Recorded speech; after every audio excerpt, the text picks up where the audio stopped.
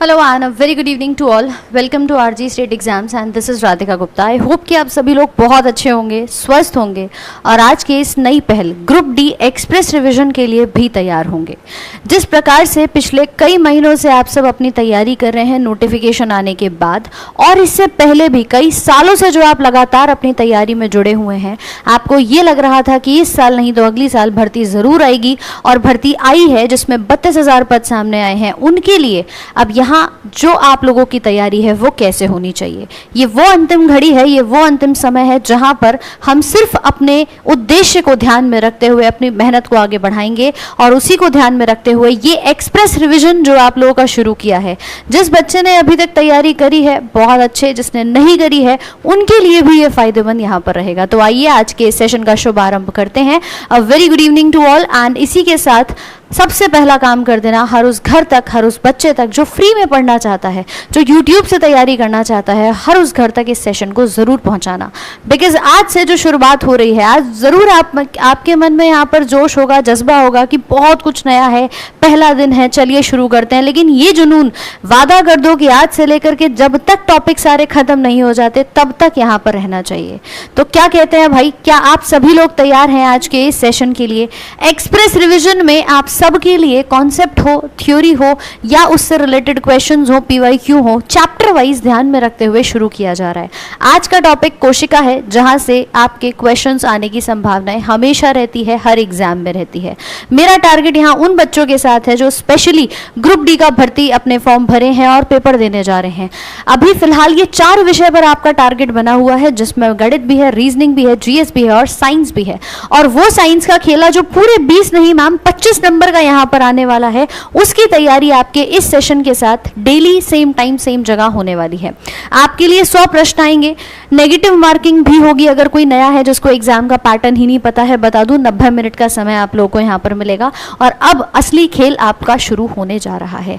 असली खेल मतलब मैम स्पेशली मैं अगर बायोलॉजी की बात करूं, यूजुअली आप देखते हो ना कि फिजिक्स, केमिस्ट्री, बायो, भौतिक विज्ञान, रसायन विज्ञान और आपके जीव विज्ञान में से सबसे ज्यादा क्या पूछा जाता है? तो भाई लगभग बराबरी की संख्या है। लेकिन बायोलॉजी से जो टॉपिक्स आपके आते ही आते हैं कि मैम यहाँ से क्वेश्चन ना आए, ऐसा हो नहीं सकता। लिख लेना, स्क्रीनशॉट ले लेना, और इसी के साथ साथ आज से लगातार अपने इन टॉपिक्स को भी करते चलना, जिसमें विटामिन से सवाल रहते हैं, बीमारियों से सवाल रहते हैं, पादप जंतु जगत से सवाल रहते हैं, मानव की क्रिया विज्ञान की बात करूं इससे सवाल रहते हैं। आज जो हम टॉपिक पढ़ रहे हैं 1 से 2 क्वेश्चन यहाँ से रहता है। फोटोसिंथेसिस की एक प्रक्रिया, प्रकाश संश्लेषण, यहाँ से भी प्रश्न आता है। और इसी के साथ साथ आपके प्रजनन, जो फ्लावर का रिप्रोडक्शन है, मानव का रिप्रोडक्शन है, वहाँ से भी क्वेश्चन। ये वो फिल्टर करके टॉपिक्स छांट के रखे हैं कि देखो भाई ये तो तुम्हें पढ़ने ही पढ़ने हैं। क्या कहते हो? अगर किसी ने भी प्रीवियस ईयर क्वेश्चन लगाए हैं ना, मानते होंगे कि मैम यहाँ से क्वेश्चन जरूर आए हैं और आगे भी आने की पूर्ण संभावनाएं हैं। और इसी एनालिसिस को ध्यान में रखते हुए कि पिछले पेपर में बच्चों ने जो परेशानियां यहाँ पर सफर करी हैं वो आगे उनके जीवन में ना आए। आपके मन के जितने भी सवाल हैं, मैम साइंस कहाँ से पढ़ूं, साइंस में फिजिक्स लगाऊं, केमिस्ट्री लगाऊं, कौन सा टॉपिक पढ़ूं, पीवाईक्यू करूं कि नहीं, प्रैक्टिस करूं कि नहीं, आपको एक चीज ध्यान रखनी है, वो इस सीरीज का है। कल बहुत कम समय में मैंने आपको बस इतना कहा था कि 5 बजे आ जाना, और आप सब ने अपना वादा निभाया है। आप सब यहाँ पर, अब इसे ग्रुप डी एक्सप्रेस कहो, राधिका एक्सप्रेस कहो, लेकिन हाँ इस सीरीज को फॉलो जरूर से करिएगा। सवालों के साथ आपके कॉन्सेप्ट हल होते चले जाएंगे। तो इस रिवीजन सीरीज में एक वादा मैं आपसे यहाँ अभी लेना चाहूंगी, इसके साथ साथ कि हमारी तैयारी उस हिसाब से रहेगी कि भाई तुम्हारे पूरे 25 में 25 हो। आप वादा कर रहे हो कि नहीं? आज प्रॉमिस कर देना, शुरुआत हम आपकी अब लेकर के चल रहे हैं। और हाँ, कुछ बातें और बता दूं कि टाइमिंग सेम है, फ्री बैच है। कोई इसमें ऐसा नहीं कि मैम 1-2 दिन यूट्यूब पर क्लास चलेगी फिर आपका ये कोर्स एप्लीकेशन पर होगा, नहीं, बिल्कुल फ्री है। शुरू से अंत तक यूट्यूब पे ही आपकी क्लासेस फ्री चलने वाली हैं। कंप्लीट रिविजन होगा, चैप्टर वाइज क्वेश्चंस होंगे, टाइमिंग सेम है। और फ्री पीडीएफ कहाँ मिलेगी? आरजी स्टेट एग्जाम्स के ऑफिशियल टेलीग्राम चैनल पे। नहीं जुड़े हो तो चैट बॉक्स देखो जरा, जहां मैसेज टाइप कर रहे हो शोना बाबू को, वहीं पर ऊपर एक लिंक है, क्लिक करना और ज्वाइन कर लेना। वो आपके फ्री पीडीएफ के लिए आपका टेलीग्राम चैनल यहां पर रहेगा। वादा कौन कौन कर रहा है कि स्टार्टिंग से एंड तक रहेंगे और रेगुलरली क्लासेस करेंगे इसी प्रकार से। तो इसी क्रम को आगे बढ़ाते हैं। ये पूरी क्लासेस एक सब्जेक्ट नहीं मैम, सारी क्लासेस। अभी गणित आपने पढ़ा, अब साइंस, फिर आपकी रीजनिंग, फिर आपका जीएस, फिर फिजिक्स केमिस्ट्री, सारी क्लासेस यूं ही चलने वाली हैं। ठीक है, इन्हीं सब चीज़ों को यूट्यूब पर आप लोगों के लिए लेकर आए हैं, और इसी के साथ साथ ये स्क्रीनशॉट ले लेना, ये सारे टॉपिक हम इसी सीक्वेंस में करेंगे। आज सेल, तो कल विटामिन, फिर परसों न्यूट्रिशन। टाइम टेबल, सिलेबस सब आपको पहले ही बता दिया है। आज पहला दिन है तो आपको भी जानकारी यहाँ पर रहनी चाहिए कि भैया इस प्रकार से अगले 20 दिनों का टारगेट जो मैं आप लोगों को यहाँ पर वादा कर रही हूँ, आपको भी ये वादा निभाना है। एक साथी बहुत देर से पूछ रहे हैं कि मैम नोट्स बनाए या ना बनाए। जितनी चीज़ें हैं इसका पीडीएफ मिलेगा। जो काम का आपको लग रहा है कि हाँ मैम ये सवाल मैंने नहीं पढ़ा, जिसने थ्योरी पढ़ रखी है उसको लग रहा है ये चीज़ें मेरे नोट्स में नहीं है, उसको ऐड ऑन कर लेना। इंपॉर्टेंट पॉइंट्स को लिखते चलना, बिना नोट्स के सफलता हासिल नहीं होती है। ऊपर ऊपर से काम नहीं करना, नींव मजबूत करते हुए चलना है। ठीक है, तो चलें भाई शुरुआत करें उस टॉपिक की जिसका नाम है सेल, जिसके एक एक अंग को हम यहाँ पर समझने वाले हैं। कितने साथी रेडी हैं? सोना बाबू कहीं चले जाएं, लेकिन तुम्हारी कलम किताब नहीं जानी चाहिए। शेयर करके आ जाना जल्दी से, और नोट्स साथ साथ में बनाते रहना। पहले टॉपिक समझेंगे, फिर सवालों को लगाएंगे। ऑलराइट, अब पहले मुझे ये बताओ, तैयार तो आप सब हो, एसएससी वाले भी पढ़ सकते हैं, ऐसी कोई दिक्कत नहीं है कि मैम एसएससी में सेल बदल जाता है? हम बात कर रहे हैं मानव के शरीर की, जीव विज्ञान की, जीवित विज्ञान, जीवित चीज़ों का विज्ञान, जिसमें हम लिविंग के बारे में पढ़ते हैं। अब लिविंग है तो मानव की बात आएगी, लिविंग है तो प्लांट्स की बात आएगी, और जीवित है तो जंतुओं की भी बात आएगी। यानी ये सब की श्रेणी में आते हैं, लिविंग की श्रेणी में आते हैं, जीवित की श्रेणी में आते हैं। अब किसी के अंदर अगर जीवन है, मैंने कहा कि भाई इसकी बॉडी जो है वो लिविंग है, तो उस बॉडी में क्या क्या चीज़ें पाई जाएंगी? आप कहोगे मैम एक बॉडी, एक शरीर ना बहुत सारी अंग प्रणालियों से मिलकर बना हुआ होता है। एक बॉडी के सिस्टम में बहुत सारे ऑर्गन सिस्टम काम करते हैं, और वो ऑर्गन सिस्टम किससे बनते हैं? ऊतक से। और ऊतक किससे बना? सेल से। यानी उस जीवित जीव का सबसे छोटा भाग क्या है? वो एक सेल कहलाता है। वो एक कोशिका होती है जिससे मिलकर के आपका ये पूरा शरीर का विकास है। वीडियो भी आ रही है, पीडीएफ इस क्लास के खत्म हो जाने के बाद आप तक पहुंचा दी जाएगी। और अभी सब ठीक ठाक है कि नहीं पहले ये बताओ? सब बढ़िया है, बफरिंग नहीं है, ऑडियो वीडियो क्लियर है, आ रही है आवाज़? नज़र लग जाती है, तुम जानते हो ना, बहुत सारी नज़रें ऐसी हैं जो चाहती ही नहीं है कि मैडम फ्री में पढ़ाएं, जो चाहती हैं कि ना ना ना ना फ्री में क्यों पढ़ा रहे हैं, हम तो ये चीज़ें पेड में देते हैं, हम यहाँ पर फ्री में कैसे दे सकते हैं? तो इन नज़रें जो है ना बड़ी बड़ी ख़राब होती हैं भाई, लग जाती हैं। बच के रहा करो तुम भी, और हम तो यहाँ पर कोशिश कर ही रहे हैं। खैर चलिए, फिलहाल सब ठीक है, बढ़िया है, साउंड आ रही है, आ जाओ इधर। तो बेटा ये जो सेल है ना, इसके संबंध में हम यहाँ पर बात कर रहे हैं, और ये सेल ही सबसे छोटा भाग, फंडामेंटल यूनिट ऑफ लाइफ कहलाता है। इसके संबंध में कुछ चुनिंदा सवाल जो बेसिक चैप्टर के आधार पे पूछे जाते हैं। पहला सवाल ये है कि इस कोशिका के अध्ययन को हम क्या कहते हैं? स्टडी ऑफ सेल को आप किस नाम से जानेंगे? तो देखिए, बायोलॉजी को टफ समझने की बात नहीं है। अरे सुन लो यार, थोड़ी देर है ना, 1 घंटे की बात है मैम, उसमें भी तुमने 50 मिनट छोड़ दिए, 10 मिनट अभी हमारे इधर चले गए। 50 मिनट ध्यान से वादा कर लिया है तो उस वादे को निभाना भी तो सीखो। ऐसे थोड़ी कि बीच रास्ते में छोड़ के चले जाएंगे। तो थोड़ा सा यहाँ पर फोकस बनाइए, शेयर कर दीजिए सेशन को और लिखते चलिए। पहला सवाल है मेरा कि सेल की स्टडी को क्या कहते हैं? तो सेल के लिए एक शब्द आता है साइटोलॉजी, यानी हिंदी में बात करूँ तो कोशिका विज्ञान इसको कहा जाता है। और यही कोशिका विज्ञान के अंतर्गत आप इस पूरे सेल का अध्ययन पढ़ते हैं, जिसमें आपके अलग अलग कोशिका के अंग पाए जाते हैं। ये बायोलॉजी बहुत मतलब कहते हैं ना, शब्दों से घिरी हुई है। इसके अंतर्गत ये पूरा का पूरा जो ह्यूमन बॉडी सिस्टम आप देख रहे हो, उसमें सबसे छोटा भाग सेल है। बट केमिस्ट्री, रसायन विज्ञान में जब आप पढ़ेंगे तो जानेंगे कि ना ना ना, ये जो बॉडी है इसके अंदर भले ही आपके सबसे छोटा भाग सेल हो, मूलभूत इकाई हो, बट ये सेल किससे मिलकर के बना है? तो हमारी कोशिका भी बहुत सारे कोशिकांग यानी सेल ऑर्गेनेल से मिलकर के बनी है। और वो सेल ऑर्गेनेल किससे मिले हैं भाई? मॉलिक्यूल यानी परमाणु से। और मॉलिक्यूल किससे मिलकर बना है? तो एटम यानी हमारे सबसे छोटे भाग से। ठीक है, तो अणु, परमाणु, ये सारे भाग अगर हम केमिस्ट्री की लैंग्वेज में पढ़ेंगे तो एटम सबसे छोटी इकाई बन जाएगी। ठीक है, structural and functional unit. Okay भाई, चलो अब सुनो बात। ये तो साइटोलॉजी हो गया। सेल से मिलकर के टिश्यू बनते हैं यानी ऊतक बनते हैं। बहुत सारे सेल्स जब एक साथ जुड़ते हैं तो टिश्यू बनाते हैं। उसके अध्ययन के लिए आप क्या कहेंगे? उसके अध्ययन के लिए हम किस नाम को जानते हैं? बेटा रामबाण 2.0 बैच पे साइंस बायोलॉजी बेसिकली कंप्लीट हो गई है। ठीक है, किस नाम से जानते हैं? तो शब्द ध्यान रखना, हिस्टोलॉजी। अब आपने कहा मैम इतना मतलब हिंदी वालों के साथ तो बड़ा यहाँ पर चीज़ें सही हो रही हैं कि ऊतक का अध्ययन क्या है, उनको याद करना है ऊतक विज्ञान। लेकिन इंग्लिश में क्या याद रखोगे? हिस्टो। ये हिस्टो शब्द जहाँ भी आ रहा है वो किसके लिए आएगा? टिश्यू के लिए आएगा, ठीक है। तो हिस्टोलॉजी वर्ड किसके लिए आ रहा है? टिश्यू के लिए, और ऊतक विज्ञान हिंदी में हम इसको कह देते हैं। मेरा अगला प्रश्न है कि इसके जनक किसे कहा जाता है? जनक यानी फादर ऑफ साइटोलॉजी किसे कहा जाता है? तो यहाँ से कहानी शुरू होती है आपके पहले सेल की। फर्स्ट सेल की डिस्कवरी कब हुई, किसके द्वारा हुई? लगभग सभी के आंसर्स यहाँ पर आ चुके हैं, रॉबर्ट हुक साहब। अच्छा, एक छोटी सी बात और बताना, कितने भाई बंधु ऐसे हैं जो पहले से इस चैप्टर को आज पढ़ करके आए हैं कि मैम हम तो पूरा रिविजन करके आए हैं? एक दिल वाला या थम्स अप वाला साइन भेज दो जल्दी से कि मैम हम पढ़ कर आए, ईमानदारी से, मतलब आज पूरा पूरा भरोसा हो रहा है तुम पे, है। 1665 में, क्या बात है भाई, 1665 में रॉबर्ट हुक साहब को क्रेडिट दिया गया क्योंकि काम भी इन्होंने किया था। किसके ऊपर? पहले सेल के ऊपर, यानी पहली कोशिका जो बनाई थी, जिसकी खोज हुई थी, वो रॉबर्ट हुक साहब के द्वारा हुई थी। और लेकिन ये जो सेल बनी थी ना, ये डेड थी। तो हम इसे किस श्रेणी में रख सकते हैं कि रॉबर्ट हुक ने पहली कोशिका तो खोज ली, जनक तो इनको क्रेडिट दे दिया, बट ये डेड सेल था, एक प्रकार की मृत कोशिका थी। और ये कहाँ मिली थी? तो ये मिली थी कॉर्क सेल में, प्लांट के ऊपरी वाला हिस्सा जिसको हम कॉर्क कहते हैं, वहां पर ये मिली थी। और इसी कारणवश साइटोलॉजी के जनक हम किसे कहेंगे? रॉबर्ट हुक को कहेंगे। तो अगले प्रश्न का आंसर क्या कुछ अलग हो जाएगा कि मैम सेल बायोलॉजी के जनक कोई और हैं? जल्दी से बताओ एक बार। हाँ भाई, कुछ अलग हो जाएगा क्या? पॉसिबल है क्या?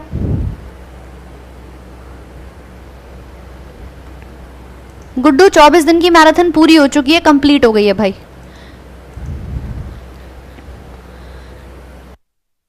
चलो, अलग थोड़ी होगा मैम, सेल बायोलॉजी भी यही है, साइटोलॉजी भी यही है। ये काम तुम्हें घुमाने के लिए होते हैं, तुम्हें कंफ्यूज करने के लिए कि चलो जरा बच्चों को और घुमा देते हैं और टेंशन में डाल देते हैं। ये कहानी थी पहले। हाँ, ये जो ल्यूवेनहॉक का आंसर दे रहे हैं, नहीं, ये दोनों का आंसर सेम है। वो सेल बायोलॉजी कहे, कोशिका का पूर्ण संपूर्ण विज्ञान, और साइटोलॉजी हमने कहा जिसके अंदर हम इसके स्ट्रक्चर को यहाँ पर समझते हैं, वो भी, इसके भी जनक हम इन्हीं को कहेंगे। पर सवाल अगर ये आए कि पहली जीवित कोशिका किसने डिस्कवर करी, 1665 में काम तो हो गया था ना। इसके बाद अगर सवाल ये आता है कि भैया सबसे पहली लिविंग सेल की खोज किसने करी थी, तो वो करने वाले कौन आए थे? A.V. ल्यूवेनहॉक आए थे, जिसका आंसर बहुत देर से लगा रहे हो। इनको हम ये नहीं कहेंगे कि ये फादर ऑफ साइटोलॉजी है, कोशिका विज्ञान के जनक नहीं है ये, बट हाँ, इन्होंने जिसकी खोज करी वो पहला लिविंग सेल था। और उसका नाम क्या दिया? उसका नाम दिया बैक्टीरिया। ये कहानी है, सुन लो।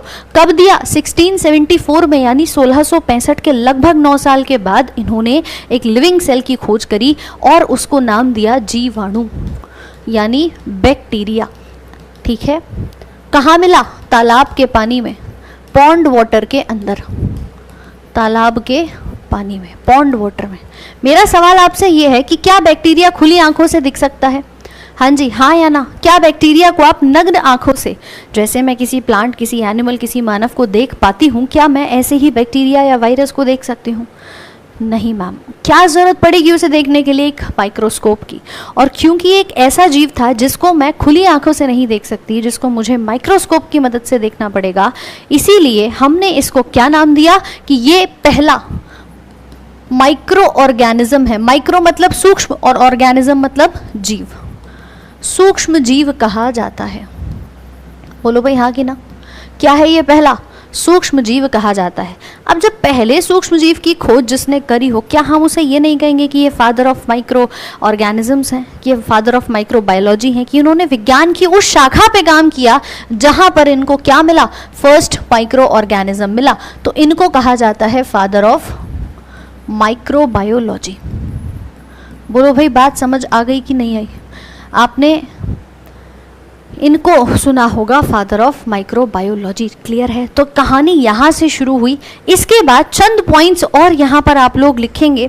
जैसे आपसे एक सवाल पूछ लिया जाए कि भैया सेल थ्योरी किसके द्वारा दी गई थी, अभी सवालों पर आएंगे, PYQs पर भी, लेकिन कोशिका का सिद्धांत किसके द्वारा दिया गया? जल्दी से बताओ। कोशिका का सिद्धांत, ये वो सवाल हैं जो डायरेक्टली आते हैं आपके पेपर में। किसने दिया? तो मैम ये दिया श्लीडन एंड श्वान ने। ठीक है, 2 वैज्ञानिक आए थे, एक बॉटनिस्ट थे और एक आपके जूलॉजिस्ट थे, श्लीडन और श्वान। मैथियास श्लीडन एंड थियोडोर श्वान के नाम से ये जाने जाते हैं। वो पूछे कि श्लीडन साहब बॉटनिस्ट थे या जूलॉजिस्ट थे, यानी पादप विज्ञानी थे या जंतु विज्ञानी, तो बताएंगे कि ये पादप विज्ञानी थे, बॉटनिस्ट थे, और श्वान जो थे वो जंतु विज्ञानी कहे जाते हैं। तो इस तरह से इस चैप्टर की शुरुआत हुई और इस चैप्टर से रीसेंट लेटेस्ट जो सवाल आए हैं ज़रा उन पर भी गौर फरमा लेते हैं। ग्रुप डी का पेपर कब होगा तुम बस इस बात में रह जाना, ठीक है। लेकिन देखो ग्रुप डी का पेपर जब भी होगा बहुत जल्द आपके सामने डेट्स आएंगी और आप ऐसे अचंभित रह जाएंगे कि मैम अब क्या करूं, है ना। ये वो सवाल हैं जो लेटेस्ट पेपर में भी आ चुके हैं और आने वाले ग्रुप डी के लिए भी इम्पॉर्टेंट आपके बनेंगे, है ना। एनटीपीसी खत्म होने जा रहा है, उसके बाद कभी भी डेट्स आ सकती हैं। आप मेहनत करते रहो और आज से अपनी मेहनत ऐसी कर लो कि मैम मैं हर एक क्लास को फॉलो करूंगा और मैं निश्चित तौर पे अपने सारे रिवीजन को कंप्लीट कर लूंगा, क्योंकि बहुत बच्चों का रिवीजन ही पिछले 15-20 दिनों से रुक गया था, ठीक है। लगाओ भाई आंसर। और देखो पसंद आई चीज़ें, क्लियर हो चैप्टर के सारे सवाल, तो आंसर के साथ साथ अपने सेशन को लाइक का बटन प्रेस कर देना। जितने भाई बंधु अभी लाइव जुड़े हुए हैं क्लास में लाइक करके और फटाफट से शेयर करके आ जाएंगे, ये जिम्मेदारी आपकी है। आंसर आपने दे ही दिया है, बी ऑप्शन दे रहे हैं। बी यानी कोशिका। बेसिक बिल्डिंग ब्लॉक किसे कहा जाता है? कोशिका को कहा जाता है। ये अभी एएलपी का जो पेपर हुआ था 2024 में उसमें पूछा गया था, ठीक है। अगला सवाल आपके सामने रखते हैं। वो पूछता है कि लॉन्गेस्ट सेल के बारे में, लंबी कोशिका के बारे में क्या होगा नाम? ब्लड की cell, egg cell, nerve cell या फैट सेल? लगाओ भाई जल्दी से आंसर। तुम्हें लगा था मैम छोड़ देंगी बीच में, है बीच में छोड़ने वाले वैसे नहीं है। तुम्हारा अगर शुरुआत से साथ निभाया है तो जब तक सिलेक्शन नहीं हो जाता तब तक नहीं छोड़ने वाले हैं भाई। ऑप्शन नंबर सी, सी यानी कि नर्व सेल। अच्छा इसका दूसरा नाम क्या है ये भी बता दीजिए। लंबी कोशिका, बहुत सारे नाम आते हैं, लंबी, छोटी और सबसे बड़ी यानी लार्जेस्ट। तो ये नर्व सेल न्यूरॉन के नाम से जानी जाती है, जिसको हम तंत्रिका कोशिका कहते हैं, ब्रेन की सबसे छोटी इकाई है। इसको तो लॉन्गेस्ट कह दिया। मेरा सवाल है लार्जेस्ट सेल अगर मान लो इस बार पूछ ले, एएलपी में तो ये पूछ लिया था, आपसे पूछ ले लंबी के बाद सबसे बड़ी कोशिका किसकी होती है? आंसर आ रहा है ऑस्ट्रिच का एग, शुतुरमुर्ग का अंडा, ठीक है। और अगर मान लीजिए आपसे पूछे शुतुरमुर्ग का अंडा, ठीक है, आपसे पूछे कि ये बताओ सबसे छोटी सेल किसको कहा जाता है? स्मॉलेस्ट सेल की कैटेगरी में किसको रखते हैं? जल्दी से। हाँ मैम ये थोड़ी छोड़ सकता हूँ। अरे ऑस्ट्रिच का एग होता है जो सेल की कैटेगरी में अगर मैं बात कर रही हूँ तो यहाँ पर मुझे सबसे बड़े साइज का दिखाई देता है। कह रहे हो मैम डायग्राम समझ नहीं आ रहा। ये शुतुरमुर्ग देखा है कि नहीं देखा? ना भी देखा हो तो यहाँ देख लो, इसके एग का साइज लगभग कंपैरेटिवली सबसे बड़ा आपको दिखाई देता है। यहीं पर अगर सवाल ये बन जाता है कि लंबी, तो लंबी में नाम आता है न्यूरॉन का। ये देख रहे हैं, ये हमारे पास न्यूरॉन्स का जाल है, बिलियंस की संख्या में ब्रेन में ऐसे ही ये कनेक्शन बनाते हुए चलते हैं। सूचना एक तरफ से आती है दूसरी ओर निकल जाती है और हर न्यूरॉन से न्यूरॉन ट्रांसमिट होती हुई दिखाई देती है। आपने कहा सबसे छोटी का नाम क्या है? 0.1 माइक्रोमीटर के साइज वाला पीपीएलओ माइकोप्लाज्मा के नाम से भी जाना जाता है। माइकोलॉजी लगा रहे हैं कुछ अद्भुत, मतलब जहां लगा सकता हूं तुक्का मैम वहां लगा देता। बेटा माइकोप्लाज्मा है, माइकोलॉजी कवक का अध्ययन है, शब्दों का खेल है, बहक मत जाना कभी। देखो इधर आपसे पूछे कि सबसे छोटा सेल किसे कहा जाता है यानी स्मॉलेस्ट सेल, तो आंसर आना चाहिए पीपीएलओ, जिसको प्लूरोनिमोनिया लाइक ऑर्गेनिज्म भी कहते हैं। माइकोप्लाज्मा आप इसमें बता सकते हैं। साइज कितना है? 0.1 माइक्रोमीटर। कोई सेल वॉल ऐसा सच में होती नहीं है। आप में से कई बच्चे जो माइकोलॉजी कह रहे थे, कहीं पीछे सोचो जरा, लॉजी वर्ड आ रहा है तो लॉजी मतलब क्या है मैम? स्टडी, अध्ययन, किसी चीज़ को हम पढ़ रहे हैं, बायोलॉजी। तो ऐसे ही माइकोलॉजी में हम किसको पढ़ रहे हैं? फंगस को पढ़ रहे हैं। बोलो हाँ कि ना?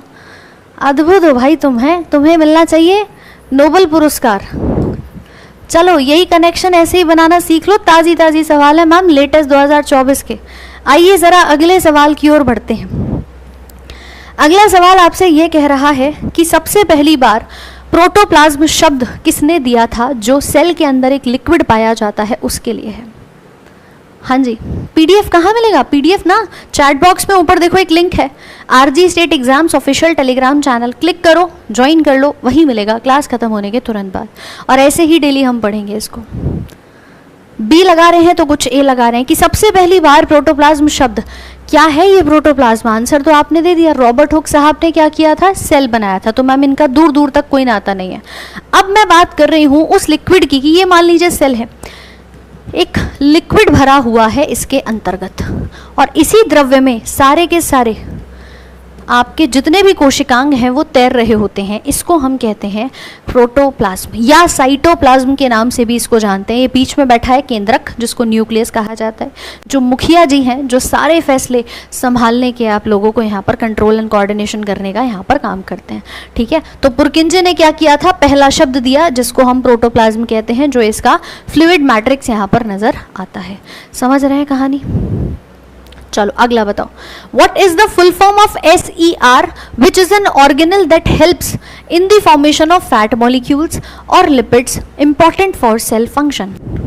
क्या कहते हो कि मैम ग्रुप डी का लेवल बहुत टफ आने वाला है? ना ना ना ना, कॉन्सेप्ट पढ़ा है तो ये देख सकते हो, कुछ ऐसे ही चंद सवाल मिलेंगे, बस थोड़ा सा ध्यान कॉन्सेप्ट पर दे लेना।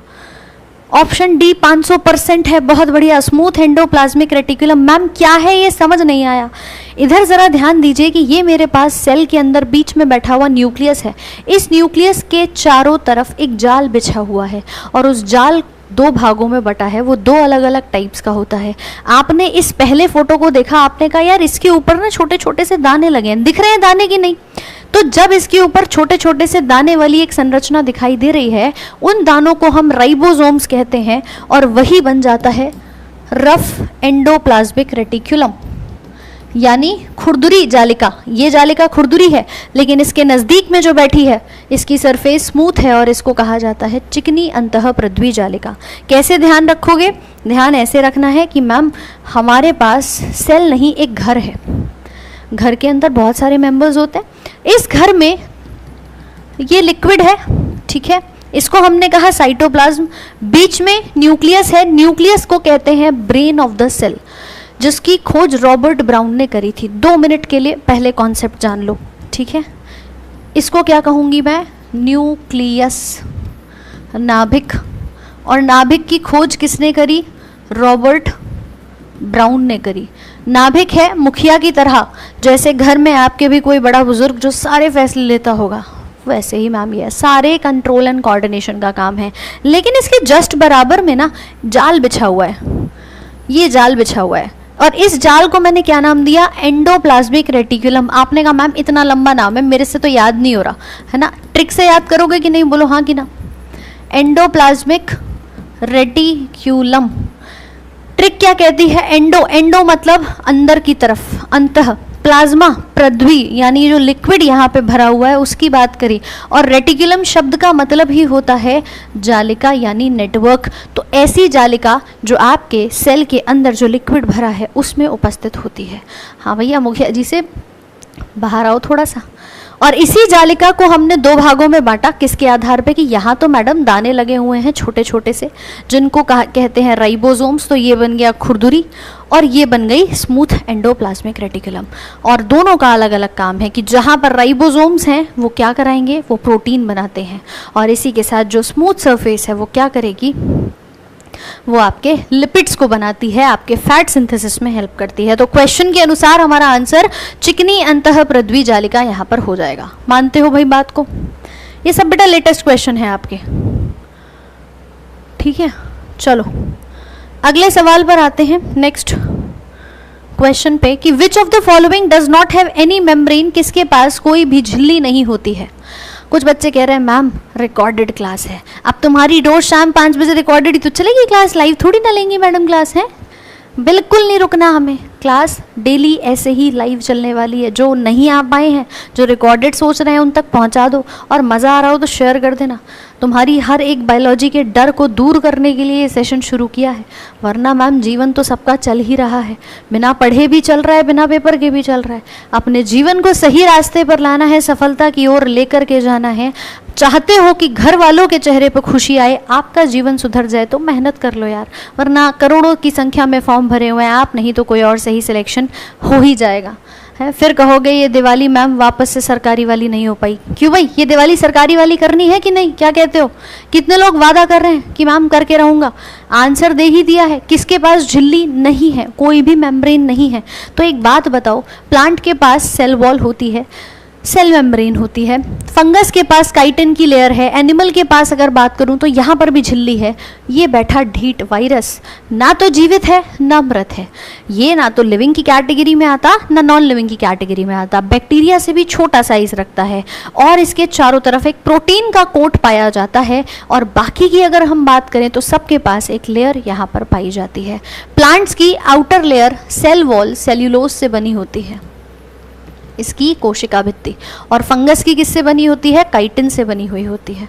आपने कहा मैम जंतुओं के पास नहीं होती क्या कोशिका भित्ति? नहीं, इनके पास केवल और केवल एक प्लाज्मा मेम्ब्रेन पाई जाती है।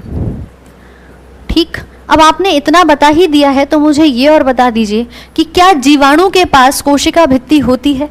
बैक्टीरिया के पास सेल वॉल होता है कि नहीं? बोलो हाँ कि ना, जल्दी से बताओ। होती है कि नहीं? कि मैम बैक्टीरिया है, होनी चाहिए, होगी, है ना, कुछ का यस है कुछ का नो है। एक्चुअली बैक्टीरिया के पास कोशिका भित्ति होती है। कोशिका भित्ति यानी सेल वॉल होती है। किससे बनी हुई होती है? तो नाम ध्यान रखना, पेप्टाइडोग्लाइकन प्लस म्यूरिन से बनी हुई होती है। क्योंकि ना ये ग्रुप डी का पेपर है, ये ऐसा बनाएंगे जैसे यूपीएससी का सीएससी का पेपर आपका बना रहे हो। तो ग्रुप डी वालों को थोड़ा और सावधान होकर के चलना होता है। ध्यान रखना है, जो नो आंसर कर रहे थे, एग्जामिनर जो पुर्जे खोलेगा ना फिर तुम सोचते रह जाओगे कि यार ये कहाँ से सवाल निकाल करके दे दिया है। इसीलिए पहले ही सुन लीजिए, सेल वॉल बिल्कुल बाहरी परत है, कोशिका भित्ति प्लांट्स में भी है, आपके एनिमल्स के अंदर नहीं होती है, और इसके अलावा जीवाणु में भी होती है। तो किससे बनी है? पेप्टाइडोग्लाइकन। क्या है पेप्टाइडोग्लाइकन? एक प्रकार का पॉलीसैकेराइड है, मैं कह सकती हूँ कार्बोहाइड्रेट की श्रेणी में आता है। और अगर मैं बोलूँ म्यूरिन क्या है तो आप बोलेंगे मैम ये एक प्रकार का प्रोटीन होता है। बात समझ आ रही है कि नहीं आ रही है? चलो आगे बढ़ते हैं और अगला सवाल जो है वो आपके स्क्रीन पर लगाते हैं। बताइए भाई, which of the following lacks membrane bound cell? किनके पास झिल्ली युक्त कोशिकाओं का अभाव होता है? Eukaryotic, prokaryotic? केवल यूकैरियोटिक, दोनों में से कोई भी नहीं है, या केवल प्रोकैरियोटिक होते हैं?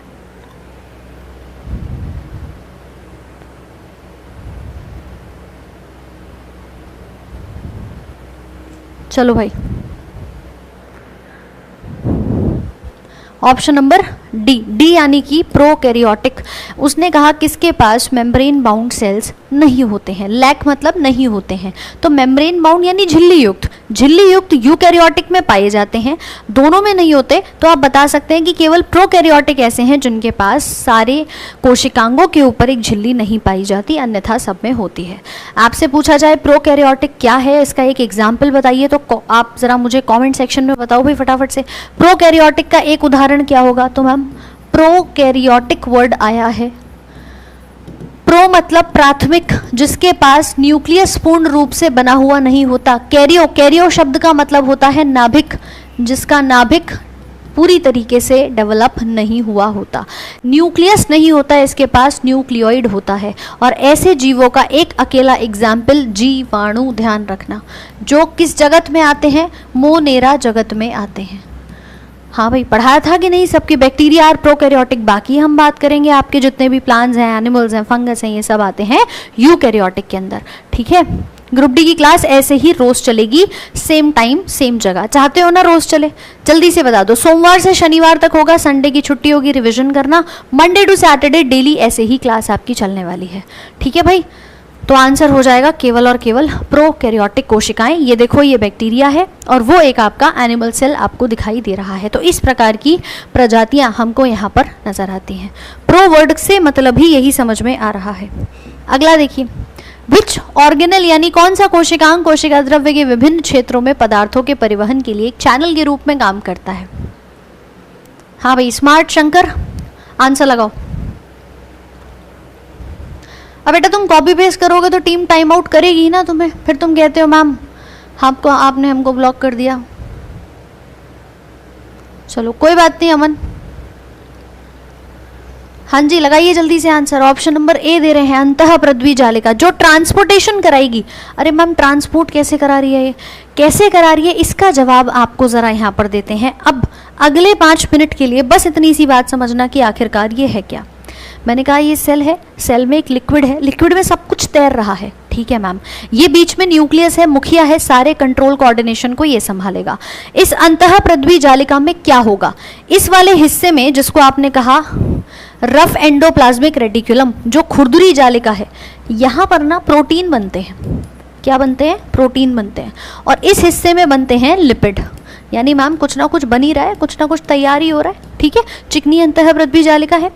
अब आपने देखा होगा कि घर में भी कोई ऐसा व्यक्ति होता है जिसके पेट में बात नहीं पचती, जो जाकर सब में ढिंडोरा पेट देता है कि भैया ऐसा हुआ, पता है आज तुम्हें घर में ऐसा हुआ, जिसके पेट में कभी बात नहीं पचती। और इसे भी छोड़ो, आपने अपने मोहल्ले में पंचायत करने वाली आंटियों को तो देखा ही होगा कि मैम जो भी घर में किसी के भी घर में चल रहा है, वो एक आंटी को सब खबर होती है और वो पूरे मोहल्ले में फैला देती है। बोलो होती है कि नहीं होती? घर में भी होता है, बाहर भी होता है ऐसे लोग। ऐसा ही सेल में भी ऐसा हो नहीं सकता मैम सेल में ना हो। सेल में भी एक ऐसा ही शख्स होता है, एक ऐसा ही कोशिकांग होता है जो बिल्कुल इसके क्या बैठा है, 90 डिग्री के कोण पे बैठा हुआ होता है, और उसको हम क्या कहते हैं? गोल्गी बॉडी कहते हैं। ये देखो भाई, ये आपकी वो पंचायती आंटी हैं जिनका नाम है गोल्गी काय, गोल्गी बॉडी। काम क्या है मैम इनका? ये वो काम करती हैं जो कोई नहीं करेगा। क्या? इनका काम है छोटे छोटे से पैकेट बनाएगी और पैकेट बना करके आगे ट्रांसपोर्ट कर देती है। यानी ये ना डाकघर की तरह काम करती है। इसने देखा कि यहाँ प्रोटीन बना, यहाँ लिपिड बना, फटाफट से उसे पकड़ेगी। पकड़ लिया मैम, पकड़ करके ना पूरे सेल में उसका ट्रांसपोर्टेशन करा देगी, छोटे छोटे पैकेट बना के। कहीं पर भी लिखा आ जाए पैकेजिंग और ट्रांसपोर्टेशन की, परिवहन में कौन मदद कर रहा है, पैकेट कौन बना रहा है, कौन बनाएगा? गोल्गी आंटी, है ना। गूगल आंटी नहीं है, ये गोल्गी आंटी है। इनका काम क्या है? पैकेट बनाएंगी और परिवहन कराएंगी। और इसी के साथ डाकघर में भी तो यही होता है कि इन्फॉर्मेशन आई, पैकेट, उसकी चिट्ठी बनाई और चिट्ठी आगे भेज दी। तो सवाल आ जाए कि कोशिका का डाकघर कौन है? डाकघर कौन है? पोस्ट ऑफिस कौन है? भाई बताओगे कि नहीं? तो ध्यान रखना, इस तरह से भी प्रश्न आपका पूछा जा सकता है। Clear? Brain of the cell किसको कहा? मस्तिष्क कौन है जो सारी बातों को संभाल रहा है? ब्रेन ऑफ द सेल हमारे पास ये न्यूक्लियस है। इसी न्यूक्लियस के अंदर हमारे पास डीएनए पाया जाएगा, ठीक है। तो मैम यहाँ से काम हुआ, यहाँ से आपके इन्फॉर्मेशन ट्रांसपोर्ट हो गई, लेकिन इस सारे काम को करने के लिए इस गूगल वाली, गोल्गी बॉडी वाली आंटी को इतनी मेहनत करने के लिए एनर्जी तो चाहिए। अब मुझे ये बताओ, इस पूरी कोशिका को ऊर्जा कौन देता है? कोई तो होगा जो एनर्जी देता होगा। एनर्जी यानी पावर हाउस किसको हम यहाँ पर कहते हैं? तो मैम बचपन से पढ़े हैं, एक ही लाइन याद है कि mitochondria is the power house of the cell. और क्या हमारे पास केवल एक ही माइटोकॉन्ड्रिया होता है? ये रहा? नहीं मैम, बहुत सारे माइटोकॉन्ड्रिया आपको अलग अलग दिखाई देते हैं, एक नहीं होता, बहुत सारे होते हैं, ठीक है। तो ध्यान रखिएगा, ये जो माइटोकॉन्ड्रिया आपको दिख रहे हैं, सूत्रकणिका इनको हिंदी में कहा जाता है, सूत्रकणिका यानी माइटोकॉन्ड्रिया। आपसे पूछे ऊर्जा घर कौन है? ऊर्जा घर, पावर हाउस इसको कहा जाएगा। ये पावर हाउस तो है, मगर ये पावर एनर्जी किस रूप में बनाती है? आपने कहा मैम एटीपी के फॉर्म में बनाती है। कितने एटीपी बनाती है? 36 से 38 एटीपी के अणु यहाँ पर ये तैयार करती है। डायरेक्ट इन्हीं नामों से भी कई बार पेपर में सवाल आए हैं। किसने खोज करी थी? रिचर्ड अल्टमान का नाम आता है। पहले इसको हम बायोब्लास्ट के नाम से जानते थे, अब इसको सूत्रकणिका के नाम से जानते हैं। इस पर थोड़ा सा अगर मैं और जूम इन करूं तो मैम एक प्रश्न यहाँ से और बनेगा। क्या बनेगा भाई? ये जो माइटोकॉन्ड्रिया है ना, ये सॉसेज शेप स्ट्रक्चर होता है, कुछ ऐसा हॉट डॉग बर्गर जैसा नज़र आएगा आपको कि मैम अच्छा ऐसा तो हमने देखा है। ऐसा स्ट्रक्चर होता है इसका, जिसमें 2 झिल्लियां हैं, एक अंदर की और एक बाहर की। आपसे सवाल क्या पूछेगा कि भैया ये जो अंदर की झिल्ली है ना, जो मुड़ी हुई है, इसको क्या कहोगे?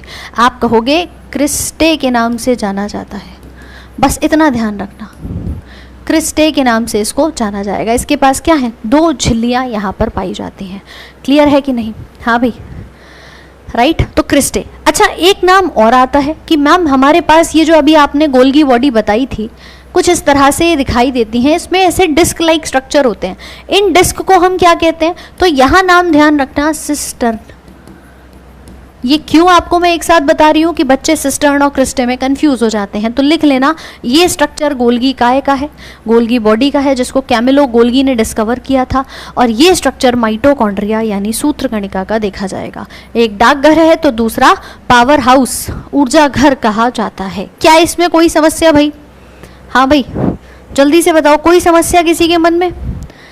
मैम पर सिलेबस कब तक खत्म होगा? देखो सिलेबस की चिंता मत करो, सारे इंपॉर्टेंट टॉपिक्स आपके अगले 1 महीने के अंदर, अगला जो 20 दिन का टारगेट है उसमें करा दिए जाएंगे। तो टॉपिक वाइज चलेंगे, सारे इंपॉर्टेंट सवालों को करेंगे। मज़ा आ रहा है कि नहीं आ रहा है सेशन में? समस्या तो नहीं है? बच्चे सेल वाले चैप्टर से 9th क्लास से डरते आते हैं कि यार ये नहीं पढ़ा जाएगा, कुछ है क्या इसमें टफ? क्या है आपकी पावर हाउस, क्या है ब्रेन ऑफ द सेल, क्या है पोस्ट ऑफिस, किसने यहाँ पैकेजिंग करी, किसने ट्रांसपोर्टेशन किया? चलो मान लिया मैम इतना भी हम जान गए।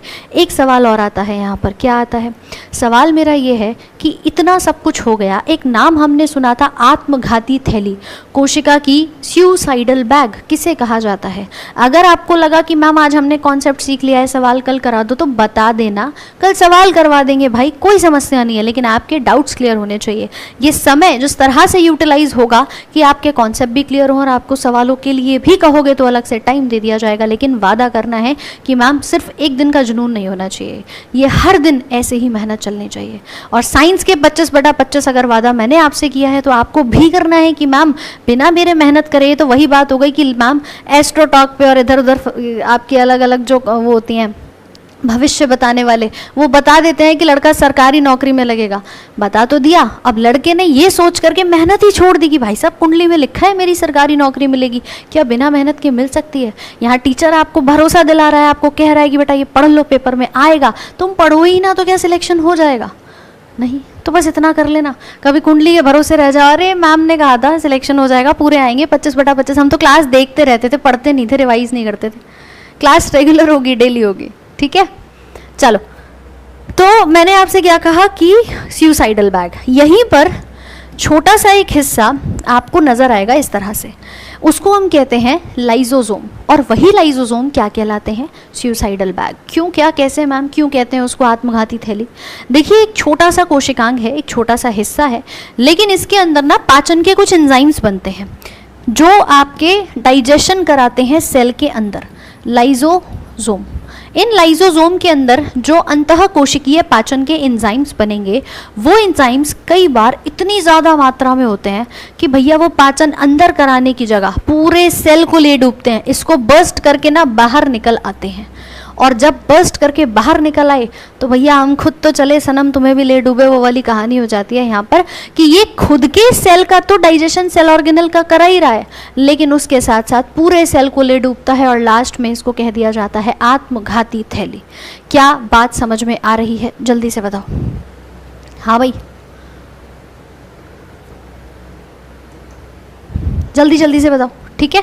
तो लाइजोसोम्स को हम क्या नाम देंगे कि ये सुसाइडल बैग हैं। आओ जरा कुछ सवालों की ओर बढ़ते हैं और चीज़ें आपको यहाँ पर क्लियर हो जाएंगी। अब सबसे पहला सवाल, सेल की खोज किसने करी थी? क्या लगाओगे भाई?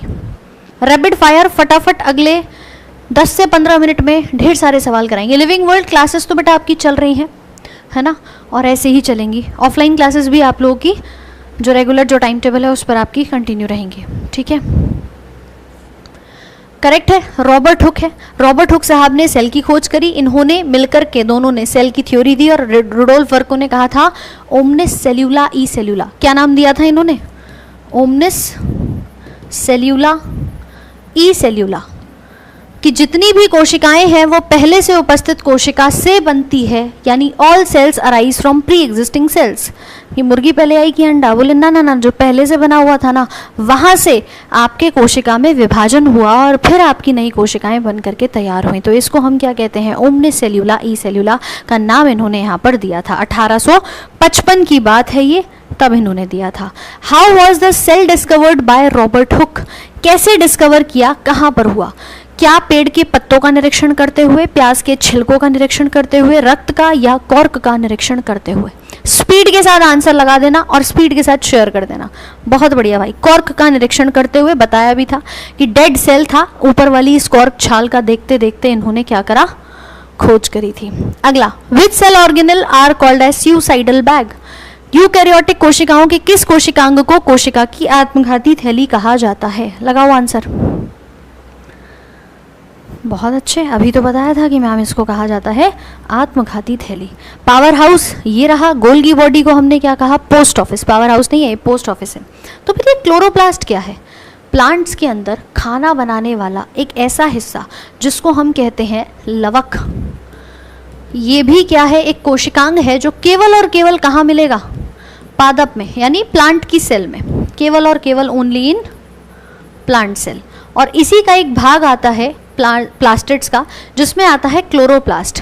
ये वो हरित लवक है जिसके माध्यम से प्लांट्स को मिलता है क्लोरोफिल, और वो क्या करते हैं? प्रकाश संश्लेषण कराते हैं, अपना भोजन खुद तैयार कर लेते हैं। तो मैं अगर आपसे एक सवाल पूछूं कि कोशिका में क्या कोई रसोई घर भी होता है जहाँ पे खाना बनता है?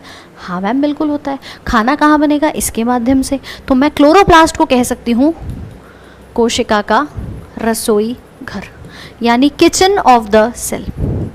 समझ में आई कहानी की नहीं?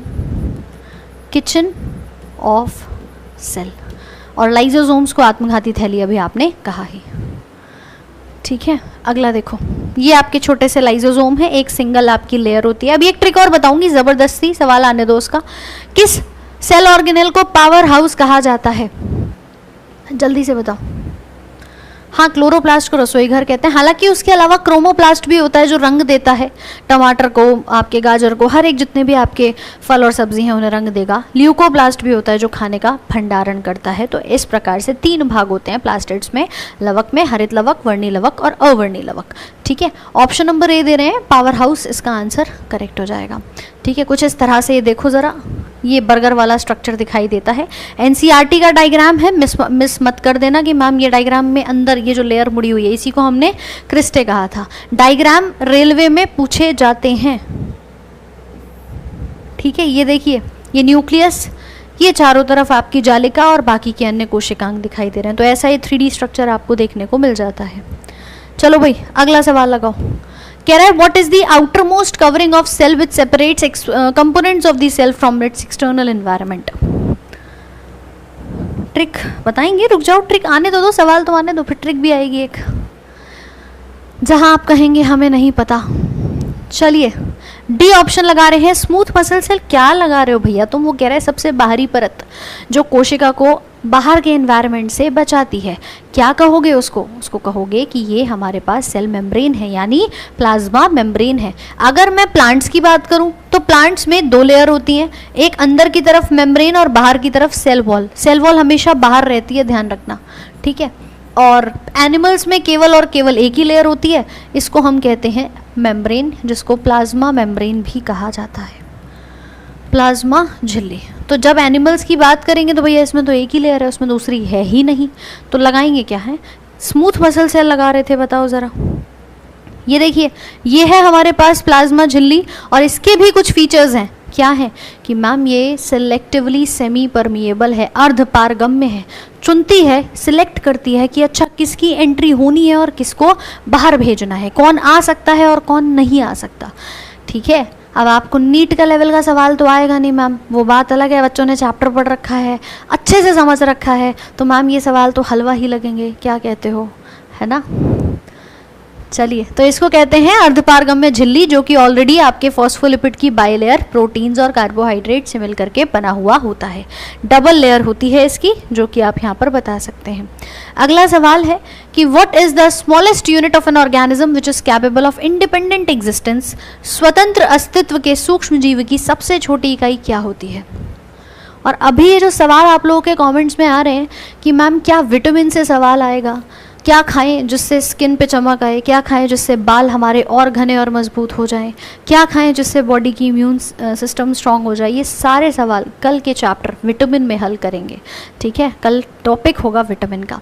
आंसर है सेल की स्वतंत्र अस्तित्व या बेसिक फंडामेंटल जो मूल इकाई होती है वो हमारे पास सेल ही कही जाती है। चलो भाई चलो, अगला बताओ जल्दी से। This is a type of waste disposal system of cell. They help keep the cell clean by digesting any foreign material as well as damaged organelles. कोशिका की अपशिष्ट निस्तारण प्रणाली जो बाहरी सामग्री के साथ खराब हो चुके कोशिकांगों को पचाकर कोशिका को साफ रखने में मदद करती है। इसीलिए कहते हैं प्रीवियस ईयर क्वेश्चन पढ़ लो, वरना मैम समस्या हो जाती है आपके लिए। रेलवे की सामान्य विज्ञान में फिजिक्स, केमिस्ट्री, बायोलॉजी तीनों के लगभग 6,500 प्लस क्वेश्चंस मैंने अपडेट करा दिए हैं, जिसमें लेटेस्ट सवाल भी हैं 2025 तक के। तो भैया अगर पढ़ना है और पीवाईक्यू नहीं लगाया, ये संबंध बहुत गहरा है रेलवे के एग्जाम्स का और प्रीवियस ईयर क्वेश्चंस का। हमारे आपके बीच की बात है, ध्यान रखना। और पीवाईक्यू नहीं करे हैं तो साथ साथ में करना शुरू कर देना, ठीक है। किताब आप लोगों की अमेजोन पर अवेलेबल है, अगर आप लोगों ने अभी तक नहीं मंगवाई है तो फ्लिपकार्ट नहीं अमेजोन से मंगवा सकते हो। 6,500 प्लस सवाल हैं, physics, chemistry, biology with answer की एंड सोल्यूशन। और लेटेस्ट जो पेपर अभी हुए हैं एएलपी टेक्नीशियन, आरपीएफ, सारे सवाल इसमें अपडेटेड हैं, ठीक है। मेहनत करना शुरू कर दो, ये वादा हमारा भी आपसे है कि जितना बता रहे हैं उतना कर लो और कुछ नहीं करना है, ठीक है बेटा। अमेजोन पर अवेलेबल है, बढ़िया तरीके से इससे आप अपनी तैयारी जो है वो यहाँ पर कर सकते हो। अपडेटेड पैटर्न है, 2025 लिखा होगा, ध्यान रखना है इस चीज़ का। तो हमने कहा कि कौन सा ऐसा भाग है जो निस्तारण प्रणाली की तरह काम करता है। अभी बात करी थी मैम लाइसोसोम, क्लियर है कहानी। इंग्लिश नहीं है बेटा, हिंदी मीडियम में है ये किताब, हाँ जी।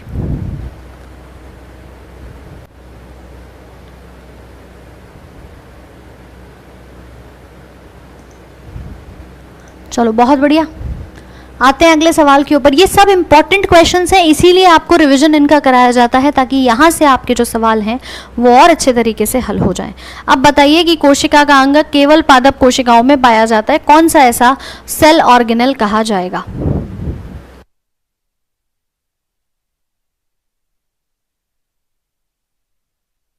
हर्ष भाई ये सारे के सारे इंपॉर्टेंट सवाल हैं, आप भी लगाइए, रिवीजन इसी को कहते हैं।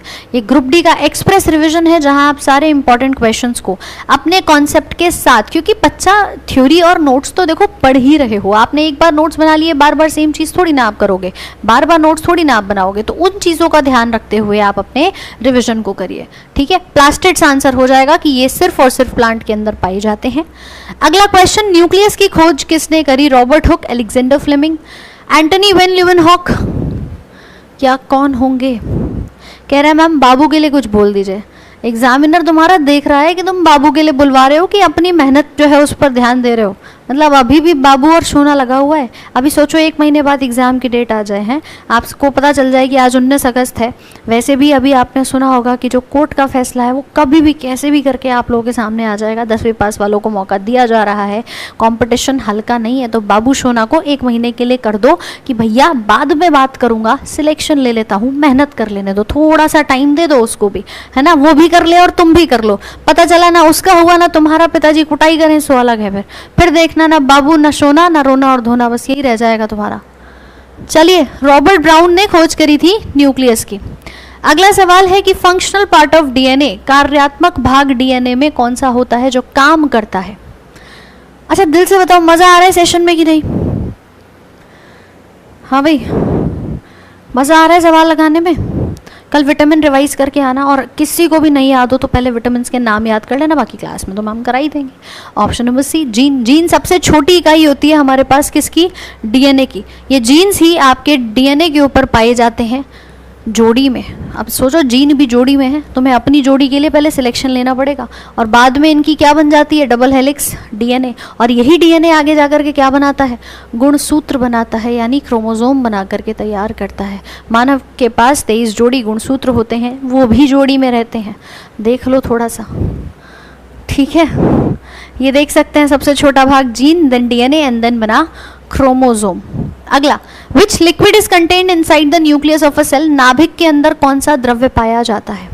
बुक की प्राइस ना फ्लिपकार्ट पर ज़्यादा है, अमेजोन पर, इसीलिए मैंने बोला अमेजोन से कर लेना। मैं उसका लिंक आपके टेलीग्राम और डिस्क्रिप्शन बॉक्स दोनों पर डलवा दूंगी। बढ़िया से आप लोग क्या कर सकते हो, अपनी बुक को ऑर्डर कर सकते हो। अमेजोन से करना, फ़ायदा मिलेगा आप लोगों को, ठीक है। ऑप्शन नंबर सी दे रहे, साइटोप्लाज्म वाले गलत हैं। क्यों गलत हैं, क्योंकि उसने न्यूक्लियस पूछा है, सेल नहीं पूछा। वो सेल के अंदर द्रव्य पूछता तो ये होता, उसने न्यूक्लियस पूछा है। मैम ये सेल है, यहाँ लिक्विड है, this is cytoplasm, but nucleus है, उसके अंदर लिक्विड है, तो उसका तो नाम बदल दो ना ज़रा। न्यूक्लियस के द्रव्य को काहे छीन रहे हो भाई, है।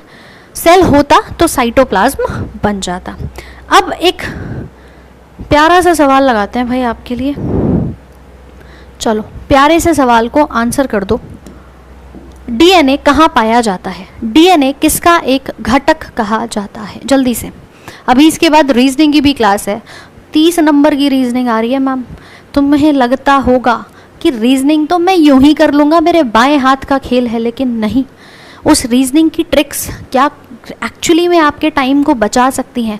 अभिमन्यु सर बहुत बढ़िया तरीके से अभी आप लोगों के लिए लेकर के आएंगे इस सेशन के तुरंत बाद इसी चैनल पे, तो जुड़ना मत भूलना। बहुत बढ़िया और बहुत शानदार सर ने इस तरह से बच्चों को रीजनिंग में माहिर कर दिया है ना, मतलब यकीनन मैं बस इतना ही कहूँगी, जिस बच्चे ने पूरी रीजनिंग सर से पढ़ी है, एक भी सवाल बेटा एनटीपीसी का गलत नहीं करके आया है बच्चा, तो बढ़िया से करिएगा आप अपने उस सेशन को भी। ऑप्शन नंबर ए दे रहे हैं, माइटोकॉन्ड्रिया के पास डीएनए होता है। डीएनए एक ऐसा भाग है, अगर आपसे कोई पूछे कि सेल में कहाँ पाया जाता है, तो कहना मैम मुझे नहीं पता। मुझे नहीं पता मतलब आप कहेंगे मुझे एम नहीं पता, यानी एम से बना माइटोकॉन्ड्रिया इसके पास होता है। क्या होता है? डीएनए। एन से न्यूक्लियस नाभिक और पी से प्लास्टिड, इन तीनों के पास ही क्या पाया जाता है?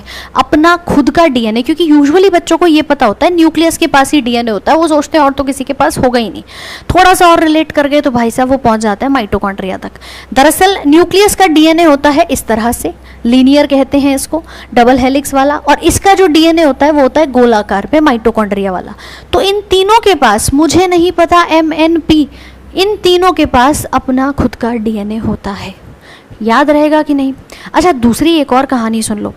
दूसरी कहानी क्या है कि मैम अगर वो आपसे ये बोले कि डबल मेम्ब्रेन किसके पास है, दोहरी झिल्ली किसके पास है, सुन लो ज़रा, है ना। करंट ये जो आप प्राइस बता रहे हो बेटा, ये पुराना वाला एडिशन है, लेटेस्ट एडिशन देख लेना, मैं उसका लिंक लगवा दूंगी, लिंक से क्लिक करके कर लेना बाद में, ठीक है। इन तीनों के पास क्या है? ओन डीएनए, और इनके पास डबल मेम्ब्रेन भी पाई जाती है। दोहरी झिल्ली आपसे पूछे ना कहाँ कहाँ है, तो मैंने आपको बताया था माइटोकॉन्ड्रिया है, कुछ ऐसे बर्गर वाले स्ट्रक्चर में, एक अंदर एक बाहर रहता है। न्यूक्लियस के पास भी होती है, और प्लास्टिड में क्लोरोप्लास्ट के पास भी पाई जाती है।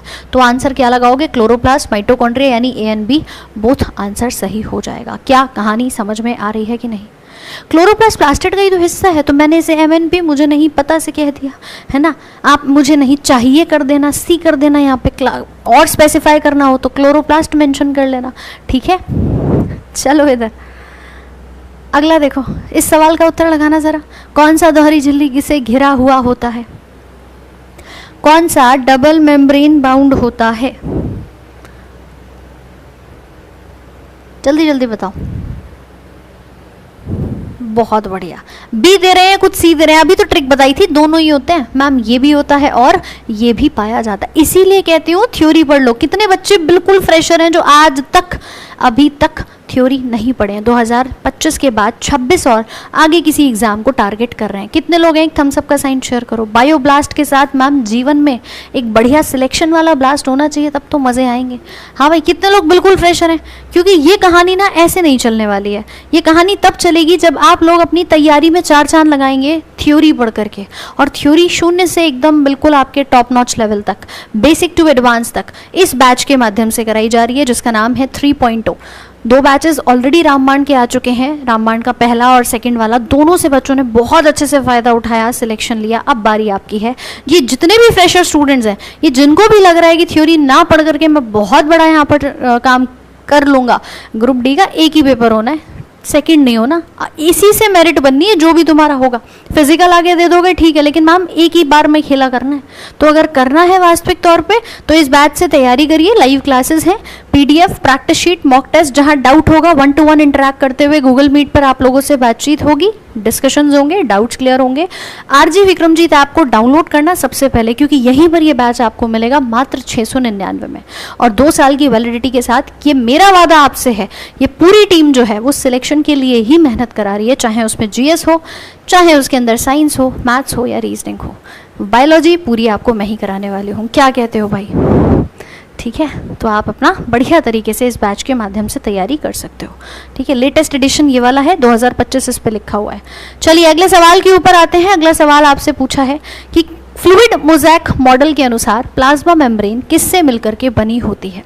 अच्छा, एक बात और यहाँ जानना चाहूँगी कि आप में से कितने भाई बंधु ऐसे हैं जो आज के इस टॉपिक के ऊपर ये चाहते हैं कि मैम कल हम इसके और एक्स्ट्रा सवाल लगाएं, तो मुझे आज कमेंट सेक्शन में बता देना। अदरवाइज कल हम शुरू करेंगे नया टॉपिक जिसका नाम है विटामिन्स, ठीक है।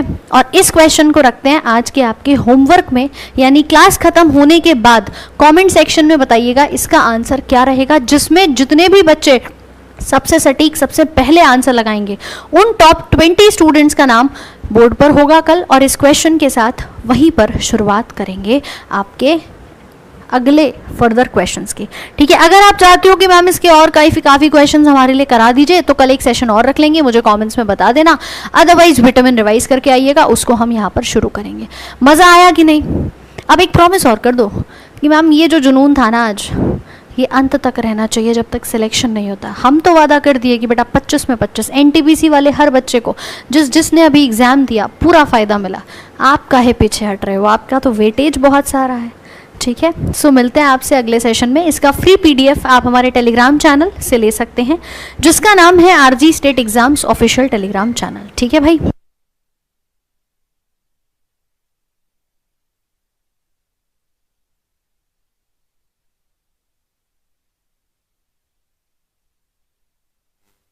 बहुत बढ़िया भाई, बहुत बढ़िया। तो इस टेलीग्राम को ज्वाइन कर लेना और जल्दी से पहुंच जाओ अभिमन्यु सर की क्लास में। एकदम बेहतरीन रीजनिंग के 30 में 30, ये तो 25 था मैम, 30 में 30 नंबर लाने के लिए सर तो रेडी हैं, अब बारी आपकी है। तो फटाफट से एक बार शेयर करिए और आज कमेंट करके बताइएगा क्लास आपको कैसी लगी है। So have a very good day, thank you so much.